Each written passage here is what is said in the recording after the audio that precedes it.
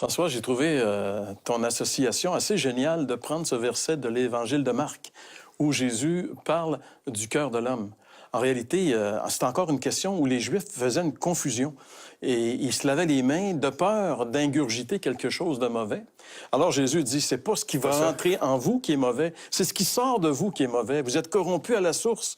Et on parlait de corruption aujourd'hui. La source de l'être humain est corrompue. C'est pour ça et la description qui est faite dans ce verset, les meurtres, les adultères, les vols, toutes ces choses mauvaises, Jésus dit, ça vient du cœur de l'homme. C'est le cœur de l'homme qui doit être nettoyé. Parce que tant et aussi longtemps qu'il ne sera pas nettoyé, il va continuer à produire ce genre de choses-là. Et le seul qui peut vraiment nettoyer le cœur de l'homme, c'est Jésus. Tu sais, même dans l'Ancien Testament, Ézéchiel disait, je vais arracher de votre cœur, de votre vie, un cœur de pierre et je vais mettre un cœur de chair à la place. Je vais changer le cœur.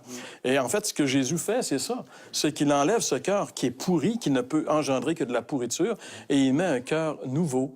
Et ça change vraiment un individu. Ça, c'est vraiment le vrai ménage, le vrai nettoyage que seul Jésus peut faire dans nos vies. C'est pour ça que je trouvais ça super intéressant de faire la comparaison entre le temple, les Juifs qui confondaient le véritable temple, qui est la personne de Jésus, et qui, par voie de conséquence, est l'Église, et avec le temple de Pierre qui était là à Jérusalem, qui n'était en fait qu'une bâtisse qui avait un sens pour les Juifs à une époque, mais qui perd tout son sens. Et c'est pour ça que Jésus va dire, il ne restera pas ici pierre sur pierre, ça va être détruit. Ouais. Mais le véritable temple, lui, va exister éternellement.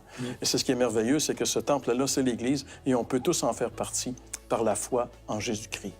François, Jeff, merci beaucoup pour votre participation à l'émission aujourd'hui. C'est déjà tout le temps qui nous était attribué, mais on vous donne rendez-vous la semaine prochaine pour une autre émission de l'heure de la bonne nouvelle.